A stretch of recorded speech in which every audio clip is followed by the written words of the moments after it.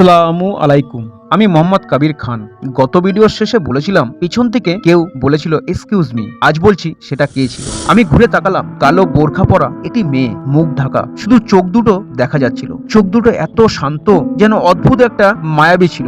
জানতে পারলাম সে আমার অফিসের জুনিয়র। আমি এমনিতেই কম কথা বলি, যতটা দরকার ঠিক ততটাই। এইভাবে চলতে থাকলো। কিছুদিন চলার পর হঠাৎ একদিন সে জিজ্ঞাসা করলেন, আমার মন এত খারাপ থাকে কেন? কেন জানি না। আমি আমার গল্পের কিছুটা তাকে বললাম, হয়তো কষ্টে। সে চুপচাপ সবকিছু শুনলো। শোনার পর শান্তভাবে আমাকে বলল, যে আপনাকে ছেড়ে যেতে চায় তাকে ছেড়ে দিতে শিখুন। রাসূলুল্লাহ বলেছেন, আল্লাহ ধৈর্যশীলদের ভালোবাসেন। আর মনে রাখবেন, কিছু চলে যাওয়ার মানে আল্লাহ আপনার জন্য আরো ভালো কিছু রেখে দিয়েছেন। কথাগুলো শুনে বুকের ভিতরটা হঠাৎ একটু একটু করে হালকা হতে লাগলো। ওর কথা বলার ধরন, নম্রতা, ভদ্রতা অফিসের অন্য মেয়েদের থেকে একদম আলাদা। তখনই প্রথম বুঝলাম ইসলাম মানুষকে এত সুন্দর করে গড়ে তুলতে পারে। এই মেয়েটার কথাই আমার মনে ইসলামের প্রতি নতুন কৌতূহল জাগিয়ে দিল। কিন্তু সে আমাকে কিভাবে ইসলামের পথে এক ধাপ এগিয়ে দিল সেটা বলবো পরের ভিডিওতে ইনশাআল্লাহ। সাথে থাকুন। চ্যানেলটা ভাই অবশ্যই সাবস্ক্রাইব করে দিন।